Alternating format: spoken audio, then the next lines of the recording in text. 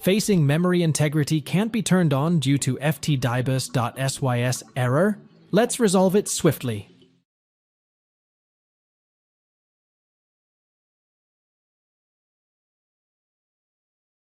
At first, right-click the Windows icon and further tap Device Manager. As the Device Manager opens up, expand the Universal Serial Bus Controllers tab. Next, right-click the first entry in the list and tap Update Driver. Later, choose the Search Automatically for Drivers option to let the computer search for the latest driver. Repeat the same steps on all the drivers listed there in the Universal Serial Bus Controllers to update them all.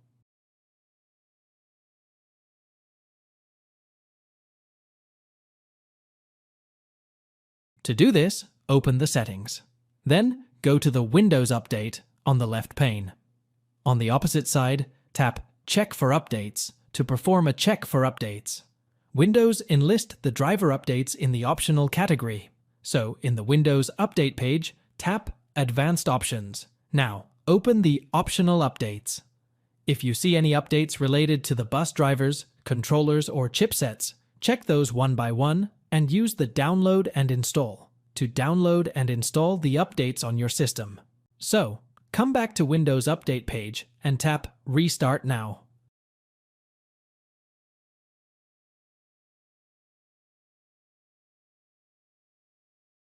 To do this, type CMD in the search box. Next, right-tap the Command Prompt tab and tap Run as Administrator. Paste these code and hit Enter to know the driver. dism/online/getDrivers. Format Table.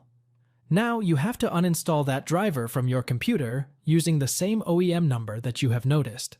pmutil/delete driver OEM number/uninstall/force.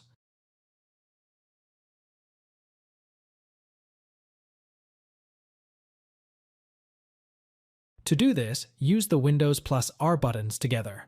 Input CMD in there and press Ctrl, Shift and Enter 3 keys together. Use these codes on the terminal to run the file checking scans on your system.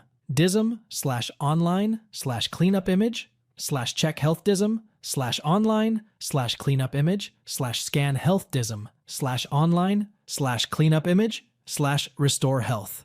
This entire execution process will take a lot of time. So, leave the computer alone and let it complete the check, scan, and restoration steps on your system. Thanks for watching. If it helps, make sure to hit like and subscribe.